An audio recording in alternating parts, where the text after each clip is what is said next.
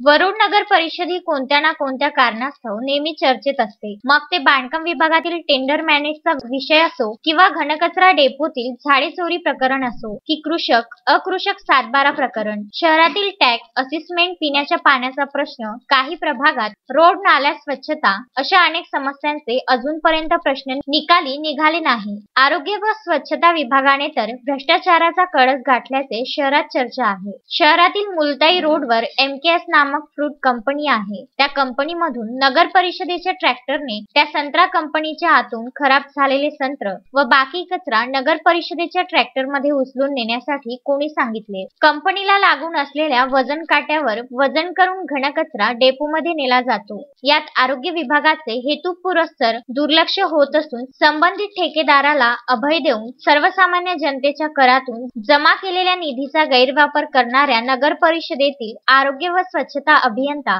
रणधीर बिसेन यांना बडतर्फ करून त्यांच्यावर योग्य ती कायदेशीर कारवाई करण्यासंदर्भात शिवसेना व युवा सेनेच्या वतीने नगर परिषद मुख्याधिकाऱ्यांच्या मार्फत जिल्हाधिकारी यांना निवेदन देण्यात आले आहे.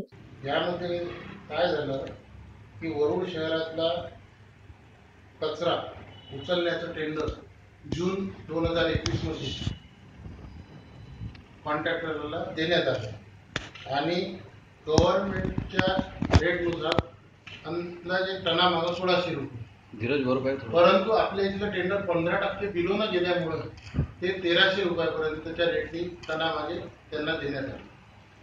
आणि गावातील सर्व सुका कचरा, ओला कचरा आणि घन कचऱ्यावर ज्या कचऱ्याची प्रक्रिया केली जाते तो सर्व कचरा उचलण्याची जबाबदारी ही त्या कॉन्ट्रॅक्टरची आहे. त्यामध्ये नगर परिषदेचे जे कॉन्ट्रॅक्टर आहे यांनी काही ठिकाणचा वैयक्तिक काही नगरसेवकांच्या सांगण्यावरून म्हणा किंवा कोणाच्या आदेशाप्रमाणे म्हणा वैयक्तिक त्यांचं गोडाऊन असेल, त्यांची मंडी असेल किंवा त्यांचा एखादा कारखाना असेल या ठिकाणून तो कचरा स्पेशली नगरपालिकेच्या ट्रॅक्टरने उचलून त्याचं वजनही केलं गेलेलं. ते वजनही सुद्धा याच्यात लागलं त्या कॉन्ट्रॅक्टरच्या हिशोबामध्ये, परंतु असं करता येत नाही. रुपेश पांडे, विदर्भ न्यूज, वरुड.